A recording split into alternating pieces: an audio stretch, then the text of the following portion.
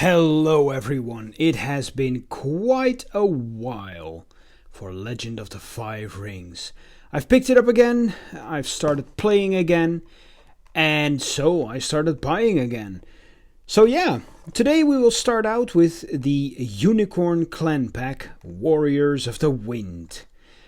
Because the last one was the Scorpion Clan, and ever since all of them have been released. So I have quite some packs to buy and review.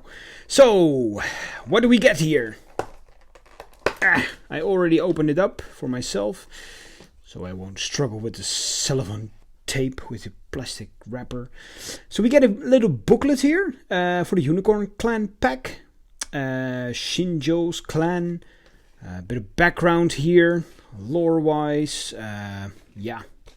Sand Road, the families of the unicorn, the Shinjo, the Iuchi, the Utaka, the Ide, the Moto. And that's basically it. And of course we get a whole pack of cards. Now then, you might be thinking, yeah, well, if you would have released a video about the Unicorn Clan once upon a time. I only did like two, the crab and the crane. I know. And I'm really looking forward to making more of these, starting with the dragon. I'm already reading up on it, and I really plan to have that one out in about, 2 weeks, 3 weeks. Depends a bit on school. School is going to start soon, and yeah, that takes a lot of time as well. And from that point on, I will do my best to do it once a month. I just want to get the clans out of the way as soon as possible. And since I have new audio and video editing software, I can actually do that. So, no more waiting for 2 years before a video releases, finally. So let's get on to the pack. Now that little messages out of the way. So we start up here with Shiro Shinjo, a new stronghold for the unicorn. Well, not so new anymore, but to me it is. +1 strength here. It has a starting of 10 honor, 6 fate, and 10 influence. It's a castle, and as a reaction, after you collect fate during the Dynasty phase, choose an opponent and bow this stronghold. Gain 1 fate for each face-up non-stronghold province controlled by that player. Right. So that's why you only get 6. Then we have the Khan's Ordu, which is a province for 4 strength. With a reaction after this province is revealed if the current conflict is political. Switch the conflict type. Each conflict declared this phase is a military instead of its normal type. Alright. Pretty nasty. Right. I remembered. I was watching my old videos last week of these unboxings, and I always told you guys that I'm looking through a Scorpion Clan view at these packs, and I still will. So yeah, this is pretty nasty to play against. Then we have a support of the unicorn. It's just the same old support card that the other clans get as well. So increase your deck building influence by a value of 8. You may only spend influence on a Unicorn Clan card, so this is a good one for other clans. Then we have a Wild Stallion. Oh right, and also see what they did? They printed only 1 of these instead of 3 like they did back in the day. Maybe the printers have gone smarter in the meantime.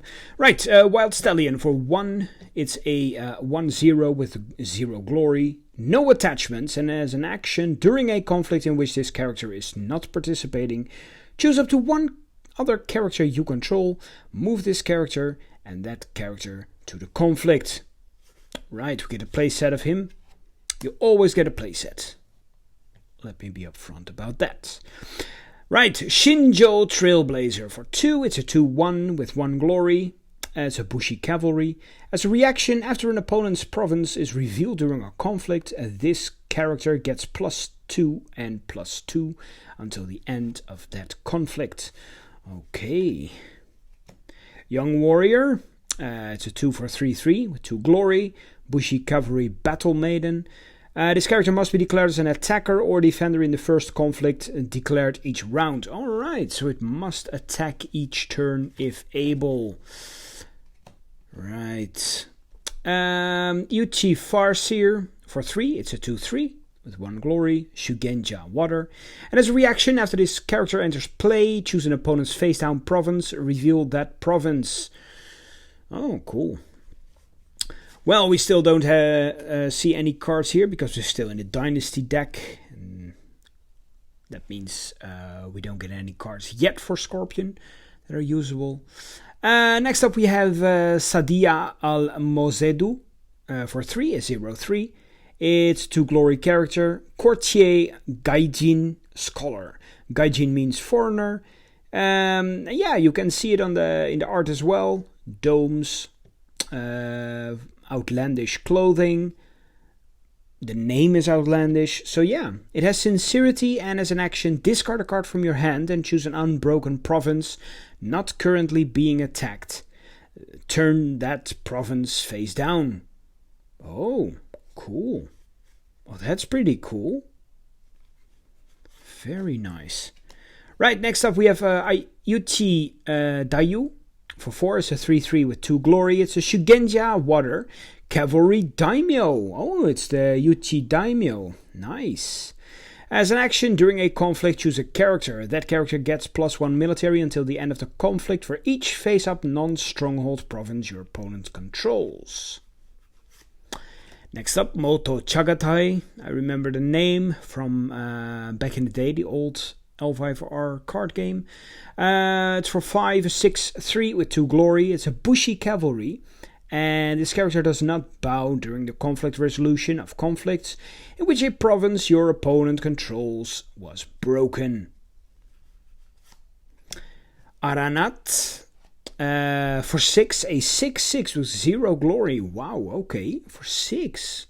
Wow, that's expensive. It's a creature, air, mythic, and spirit. No attachments, and as a reaction, after you play this character, choose an opponent. That player may reveal any number of his or her face-down non-stronghold provinces, and then place 1 fate on this character for each face-down province that player controls. Oh, sweet, including their stronghold province. That's actually pretty neat. You force them to reveal it. Nice. Hidatsuru. For 4, it's a 4/3 with 1 glory, Bushi Cavalry. And as a reaction, after a character is moved to a after a character is moved to or played into a conflict in which this character is participating, until the end of the conflict, this character gets +1/+1, unlimited. Kakita Ryoku. Oh, right, so we are...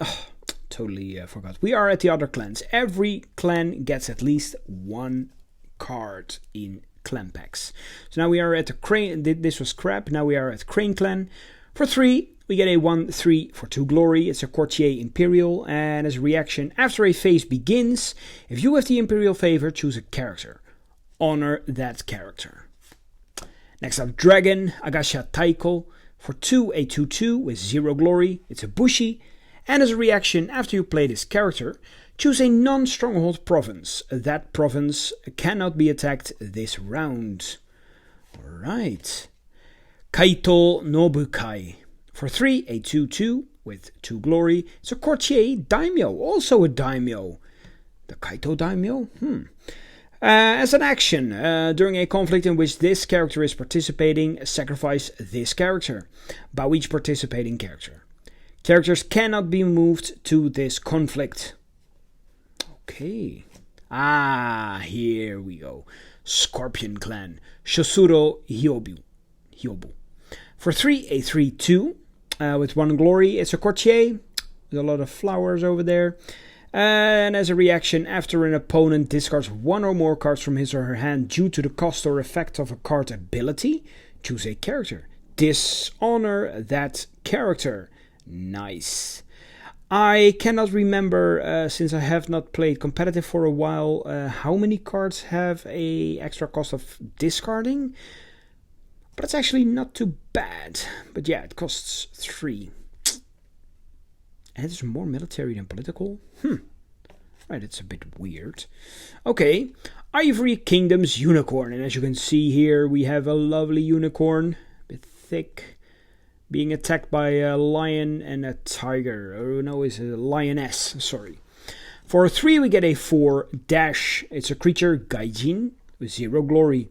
No attachments, and as a reaction, after the resolution of a conflict in which this character was attacking, if a province was broken in the conflict, immediately declare your next conflict for the phase. That conflict is military instead of its normal type. Ooh, pretty cool. Right, next up we go to the conflict deck, which is a whole other deck. So we put this aside. And we start anew. So for Unicorn, we get a Visiting Advisor. For 2, it's a 0-2 with 1 glory. It's a Courtier Cavalry.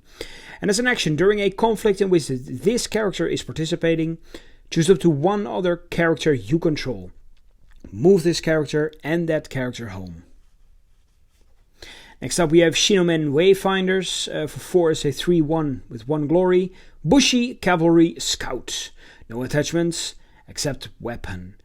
During a conflict, reduce the cost to play this character by 1 for each participating unicorn character you control. Right, Shinomen Forests. When I was reading the fiction part of L5R a couple of years ago, I was actually at the point where the unicorn entered the Shinomen Forest, so I never really know what happened there. Maybe I read it, I just don't remember. Shortly afterwards, I was up to date with all of the story, and I just stopped anything with L5R. Bit of a shame, really. Right, next up we get a Curved Blade. It's a weapon, Gaijin as well. For 0, it's a +1/+0 attached to a unicorn character. Restricted. While attached character is attacking, it gets an additional +2 military. Cool. Next up, the Ring of Binding. For 1, we get a +0/+0 attachment item, Maishodo. During the Fate phase, if you are the first player, attached character cannot lose Fate or be discarded. Oh, that's nice. Nice against Scorpion. Right, and these are also the cards that we can splash. If you can see it over here. So yeah, let's take a look. Utaku Battlesteed. For 1, it's a +1/+1. Attached to a unicorn character. Attached character gains the cavalry trait, and as a reaction, after attached character wins a military conflict, honor attached character. Yeah, we don't really need that.